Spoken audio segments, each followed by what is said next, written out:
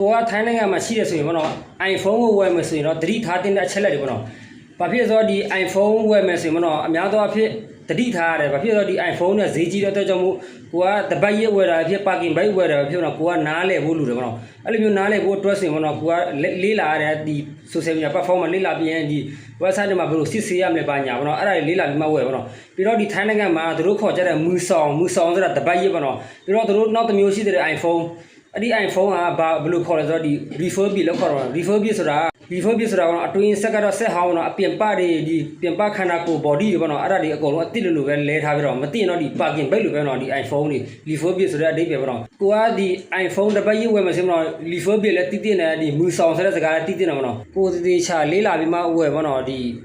နောက်ရင်ကိုကဝယ်လာတာ parking bike နဲ့ကိုကဝယ်လာတဲ့ကိုရတဲ့ phone iPhone ကတော့ဒီ refurbish iPhone ဖြစ်မှာ refurbish ဆိုတာဒီ body ခန္ဓာကိုယ်ကတော့ဒီအတစ် parking bike တွေပဲပေါ့အတစ်တွေပဲလဲထားတော့ပေါ့နော်ဒီအတွင်းထဲကဆက်ပိုင်းတော့ဆက်ဟောင်းနေပြီးတော့တတိထားမှာတော့ပေါ့နော်ဒီ iCloud ID တို့ညက်မှာကြောက်တော့ပေါ့နော်ဒီ iCloud ID ညက်မယ်ဆိုရင်ကိုဘာမှလုပ်မရဘူး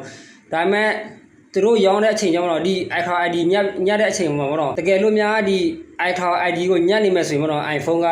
ဟိုတုံးလိုက်ပေါ့နော်တုံးလိုက်ရတဲ့ပုံမှန်ပဲဒါပေမဲ့သုံးပြီးရင်ကို update လုပ်တဲ့အခါကျရင်ပေါ့နော်ဆက်စီးလိုက်တဲ့အခါကျရင်ဒီ iCloud ID ကိုညက်နေမယ်ဆိုရင်ပြန်ဖွင့်တဲ့အခါကျရင်ကုတ်နံပါတ်တွေတောင်းတယ် password တွေတောင်းသူတို့ခတ်တော့တာပေါ့နော်အဲကြောင့်မို့ iCloud ID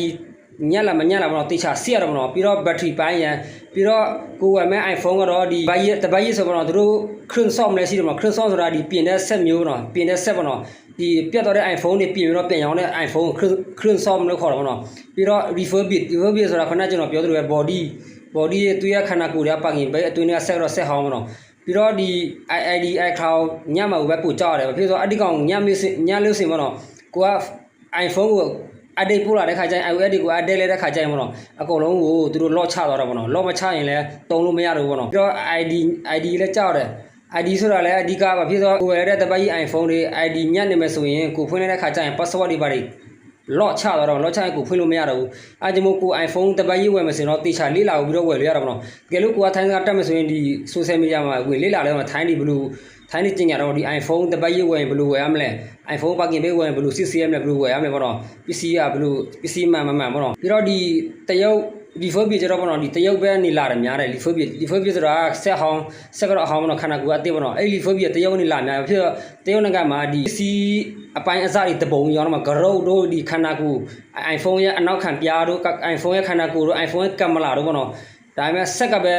မရှိတာဆက်ကတော့ဈေးကြီးတော့အဲ့လိုမျိုးအသေးသေးဟိုဂရိရတယ်တပုံရောင်းတော့မှာရောင်းပြီးတော့သူတို့ကဒီဆက်ဟောင်းကိုအတိလိုမျိုးဖြစ်သွားအောင်သူတို့ယူတော့ပြန်ထွင်ပြီးတော့ရောင်းတော့မှာပြန်ထွင်ပြီးတော့ဒီမသိရင် iPhone parking bike လိုပဲပေါ့နော်အဲ့ဒါကြောင့်မို့သူတို့ခေါ်တယ် refurbish လို့ခေါ်မှာအဲ့မျိုးဖုန်းမျိုးကြတော့အဲ့ကြောင့်ကိုဝယ်ရင်ကိုတေချာစစ်ပေါ့နော်ဒီကျွန်တော်ပြောတာတော့အစပဲရှိတယ်မှာတကယ်လို့ကျွန်တော် iPhone နဲ့ပတ်သက်ပြီးတော့ iPhone ကိုဝယ်မယ်ဆိုရင်တော့ iPhone နဲ့ပတ်သက်ပြီးတော့ဘယ်လိုဝယ်ရမလဲဆိုနားမလည်ဘူးဆိုရင်ကျွန်တော် comment အောက်မှာရေးကျွန်တော်နောက်ထပ်ကောင်းတဲ့ဒီ content တွေလုပ်ပေးမှာတော့ iPhone နဲ့ပတ်သက်ပြီးတော့ဘယ်လိုဝယ်ရမလဲဆိုတာကောင်းလေးကြာနားလေသဘောပေါက်လို့ကျွန်တော်ပြောပြမှာတော့အခုလောဆယ်တော့လူကြိုက်များကျွန်တော်အရင်တင်တော့ဗောနော်တကယ်လို့ကြိုက်များဆိုကျွန်တော် iPhone နဲ့ပတ်သက်တဲ့နီးစနစ်တွေ iPhone ကိုဝယ်ဘယ်လိုဝယ်ရမလဲ iPhone ဘယ်လိုကြည့်ရှုရမလဲဗောနော်ကိုဝယ်တဲ့ခါကျရင်အဲ့ဒါတော့သဘောပေါက်နားလဲအောင်ကျွန်တော်လုပ်ပြမှာတော့နောက်ဗီဒီယိုမှာတကယ်လို့ဒီဗီဒီယိုမှာကြည့်ရှုသူများမယ် like လုပ်မယ်ဆိုရင်ဗောနော်